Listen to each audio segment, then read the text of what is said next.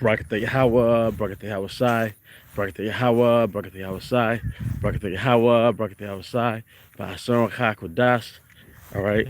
I want to give double honors to our elder apostles and elder bishops of Great Millstone who rule well, and peace and blessings to the house of David the elect.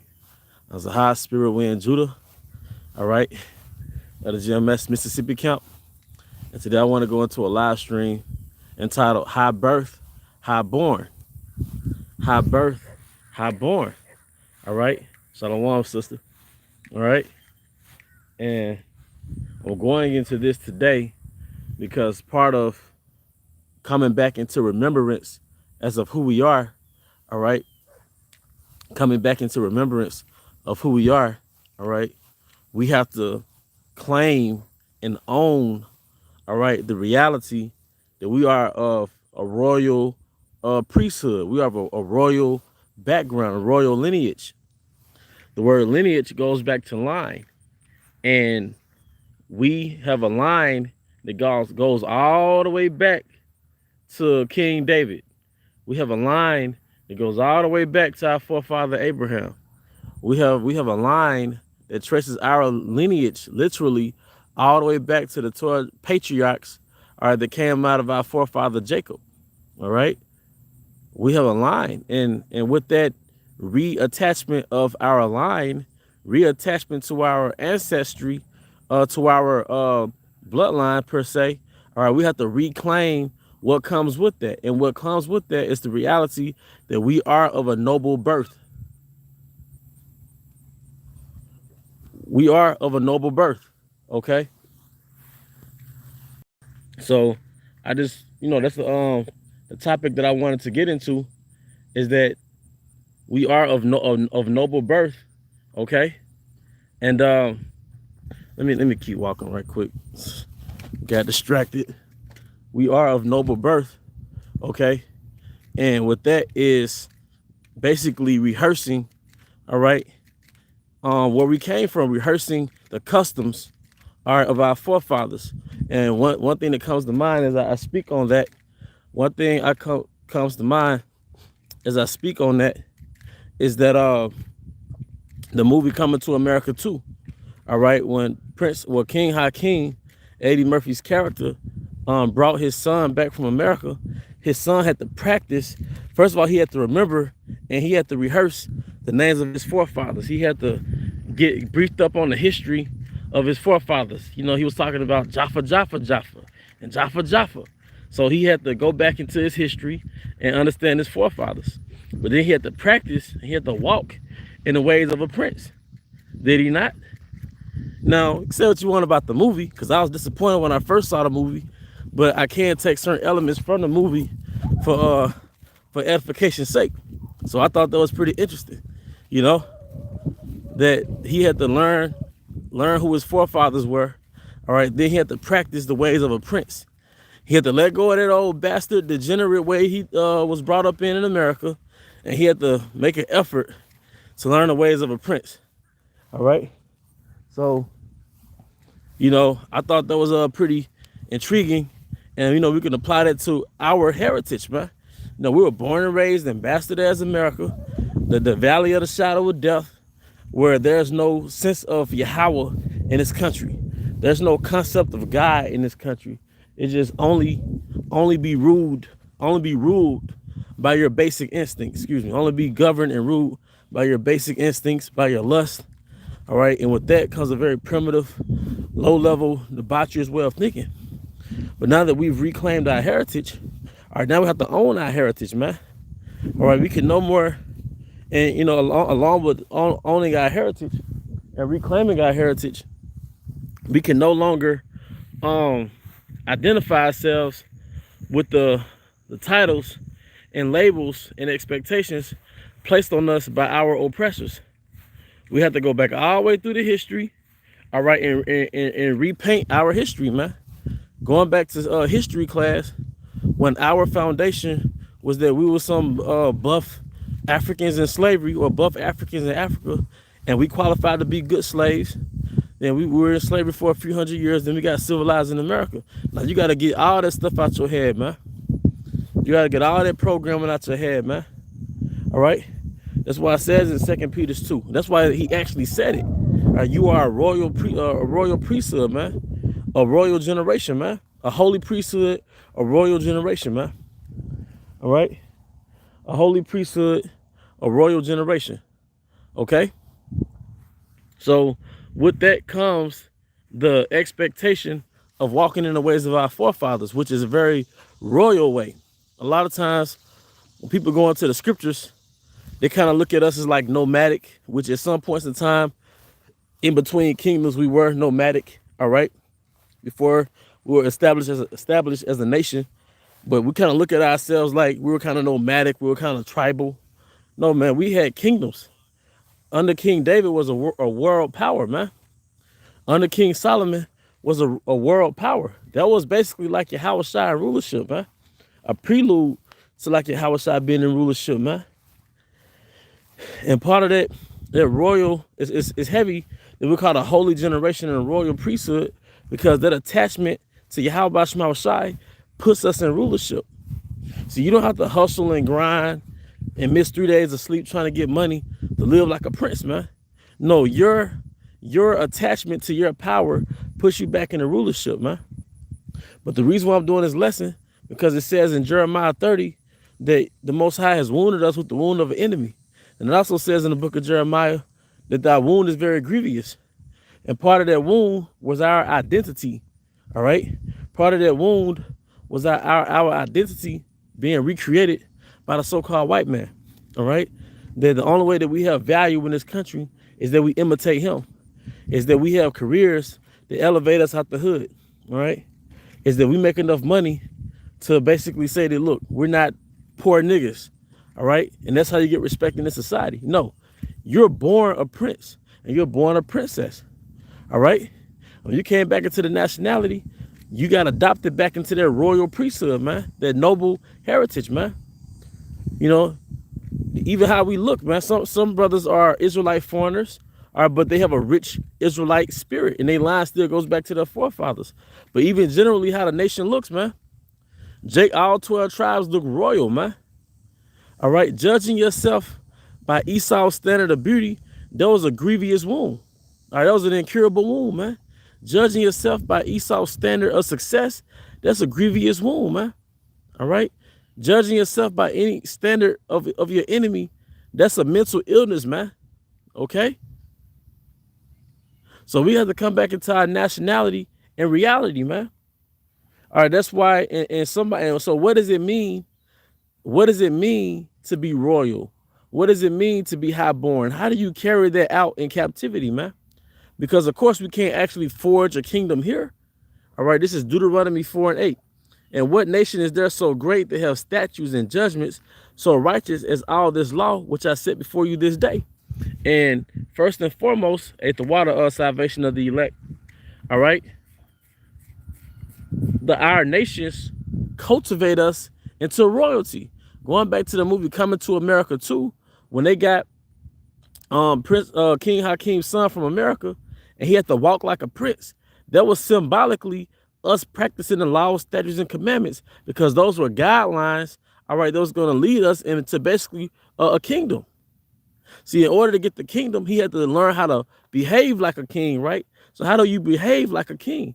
Following the laws, statutes, and commandments, because those aren't regular laws. Those are royal laws.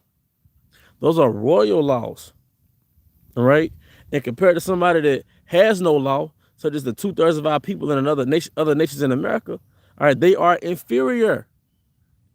Even 2/3 of our people, they don't keep the law, so they are inferior. Now, do we walk around treating them like crap? No. But if you don't keep the laws, you're basically a heathen. And heathens are basically animals. Heathens are inferior. Okay? So I'm glad that brother put that scripture on the comment board, because you being highborn and you being adopted into your lineage, the first thing you have to do is practice your ways, which are the laws, statutes, and commandments. All right? Prince Yanazar 144K, shalom to you, Revelations 5 and 10. And has made us unto our God kings and priests, and we shall reign on the earth. And how do you think we're going to reign on the earth? With the laws, statutes, and commandments. All right? But just to get into the, I guess you could say the philosophical parts of the, or certain ideological parts, for chopping it up. But it's certain things that we have to do through the spirit and power of Yahweh Shema Shai to get our esteem back, man. Because part of that wound, it hurt the nation's self-esteem. That's why Jake's self-esteem goes up when they buy certain material things, man. Or Eve has to show her whole body to feel important, man. All right? But no, Eve, you were born royal, man. You were born royal. All right? Different grades of melanin, that's royal. That kinky hair is royal. And of course, you put the oils in it from the earth, and it really gives it that royal appeal. All right? Hey, Jake got that deep voice, man. All right, that's like a lion talking, man. Isaiah 10:8, for he said, are not my princes altogether kings? Woo! Salvation of the elect, Matthew 5:48. Be ye therefore perfect, even as your Father which is in heaven is perfect. GMS Tazakiah Yahweh, Proverbs 12:26. Shalom to you.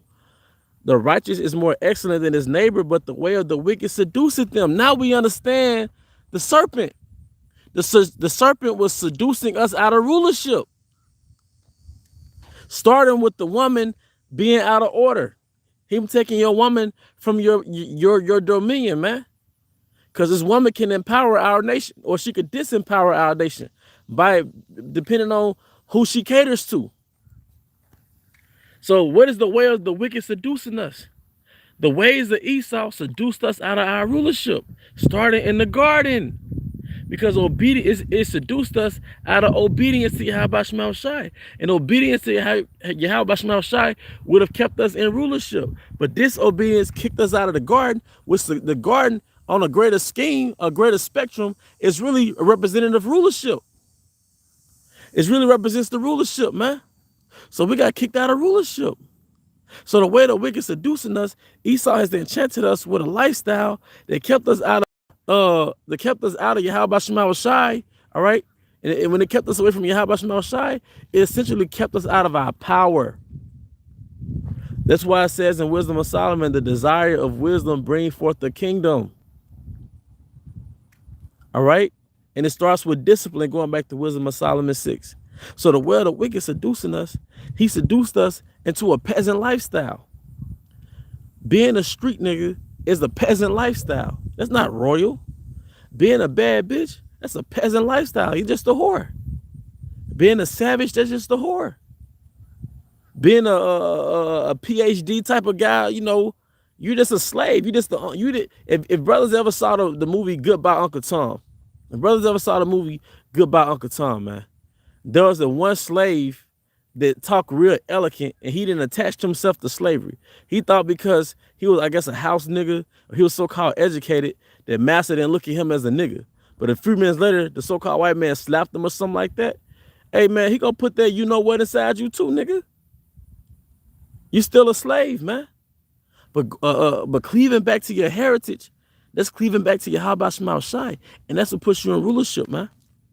And that's what scares Esau. But going back to what I was saying earlier, what are ways that we maneuver on this earth that's reflective of our royal heritage, man? All right, one thing that's reflective of our royal heritage, let me get this quote the scripture real quick. Sirach 10 and around 27 verse. It says, glorify thy soul with meekness and give it honor according to the dignity thereof, man. So you treat your own self with honor, man. You don't put anything, kind of like the guy in the movie Glory. Khan. And he still had to go to war, didn't he? You know? Psalms 82:6. I have said ye are gods, and all of you are sons of the Most High. St. John 10:34. Yahweh shall answer them. Is it not written in your law? I said ye are gods.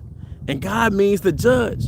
But you can't judge if you don't have a law. So the Most High gave us laws showing you that when we came back to our nationality in this setup, that means that we're about to be in a position of judging the world, man. All right? And there's certain ways that we conduct ourselves in Babylon that's reflective of our royal heritage. And the first thing, the main part, the most important, is keeping the law, statutes, and commandments. Because those are guidelines, those are molds that fit us into the frame of being kings, priests, princesses, because it's a royal law. Okay. But then, even in our everyday habits, man, we sometimes the flesh take over and you deviate from certain things.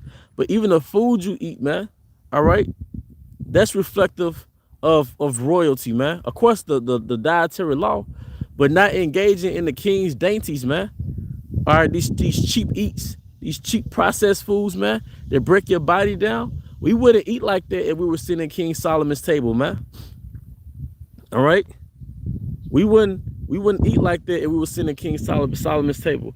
Another thing that's reflective of a royal priesthood, a royal lineage, is self-control. Which you gotta have self-control, all right, to keep the laws. But discipline is a royal lineage. You see how Esau seduced you into being a damn slave? Because there's a quote: "He who is ruled by his mind is a king, but he who is ruled by his body is a slave." So why does Esau, Edom, the king of Babylon, enchant the whole world to be slaves to their body? Because if you're a slave to your body, you're a slave to him. You're not thinking about rulership if you're thinking about pleasing your flesh all the time. So if you notice, in a lot of the epistles of Paul, it spoke about what? The flesh. Or the epistles of the apostles in general, it spoke about the flesh. So this Roman lifestyle is really a demonic, slave, animal, primitive lifestyle. And that's not royalty. That's not royalty. And us men, we have to make sure in our day-to-day life that we're not ruled by our flesh when it comes to women, that we're not getting low-grade women because of the prospect of sex. Because you know how it is in the flesh, and you be in the truth, so the Most High, he separates you from the world, so you might have more deprivations than a man is in the world. But that still doesn't mean you go out and get low-grade women. See, something dealing with somebody that's highborn, we're very particular about the grade of things that we have in our life. We're very particular about the grade of something. You want high-grade food. So you eat healthy because you want high-grade food. The king of Babylon wants you to have what? Low-grade food. All right? As a man, you know that the woman in your life can greatly affect your life. The woman in your life can greatly affect your life. So it'll behoove you to get a woman that's not of low grade. A woman who has no morals, no qualities. Only thing she has to offer you is her body. If the only thing she has to offer you is her body, then that's a low grade woman. Might as well buy a harlot, right? It'll be more cost effective in the end. I speak as a man. But a mindset of a king is very quality oriented. And a king is very particular about the grade of something he has in their life, man. The grade, it's all about the grade of something, man. When you watch certain shows where they travel around the world, or you look at certain series where they have a $300 steak, an $800 burger, all right? Some of it's probably BS, but it's probably like overrated, overpriced. But a lot of it has a point, though. It has a good thing you could get out of it. And it's about the grade of something, man. And even in poverty, all right, we're still royalty. So within the confines of our money that we make, we still got to get the best of the worst in captivity, man. That's giving yourself honor, man. All right. There's a series about the Wu-Tang Clan, which I never watched myself, but I saw a preview on it. And I think one of the characters' grandfather told him in the preview, he said, "Son, if you think you're a pawn, you're going to move like a pawn. If you think you're a king, you're going to move like a king." So even in our everyday life, man, you had an option to move like a pawn is basically the most inferior piece on the chessboard for those who may not have known. All right. But even in this life, you have an option to move like the damn nigga that Esau wants you to move like, all right? Or move like a prince, man. We can say we kings all day, but in your day-to-day life, you doing stuff that's detrimental to you, probably because it pleases your flesh, all right? That's not royal, man. That's not the ways of our forefathers, man. They would look down on us as they saw how we move now, man. A lot of us, man. And it happens that sometimes your flesh take over, but we have to have a standard, man. All right? If you think you're a king, you're going to move like a king. If you think you're a pawn, you're going to move like a pawn. And you don't have to put up with shitty stuff that's detrimental to your health. Like, you don't have to work a crappy job just because it puts money in your pocket, man. If you got the option to be more independent, you might want to do ride share or give you some type of freedom. You can do that. You don't have to have that mindset. Well, I got to endure hardness. Yeah, you do got to endure hardness. But on the flip side, you are a king, man. You are a prince and you are a princess. So you have to ask for discernment to know what is it that the Most High wants you to endure and what is it that the Most High don't want you to endure, man. Okay, I've learned that personally, man. Okay, but yeah, how we maneuver in captivity, all right, that's still indicative of our mindset, man. All right, we can't move on that low frequency that Esau wants us to move on, which is pleasing your damn flesh all the time. All right, because one of the first how can I put this? One of the first expectations of royalty is not to be ruled by your flesh. All right, going back to that scripture in Sirach, blessed thou, cursed thou our land when our prince is a child and a feast in the morning. Meaning that the lifestyle within their kingdom basically consists of what? Pleasing their flesh. And how is a prince a child? How's your ruler a child? Because the ruler has no goddamn discipline. That's why it says in Proverbs, what's that? Proverbs 31:3, give not thy strength to women, nor thy ways to that which destroyeth kingdoms. And if you look up the word way, it goes into habits, lifestyle. So what is a way that destroyeth kingdoms? A lack of self-control, a lack of self-discipline. Sirach 10, give thy glorify thy soul in meekness and give it honor according to the dignity. Dignity goes back to the word worth. All right. So a way that destroys your kingdom, because your lifestyle that you have now, your house, your apartment, your domain, that's your kingdom. So what is a way that'll overthrow your kingdom? Addictions. Addiction to somebody, they can't stop pleasing their flesh.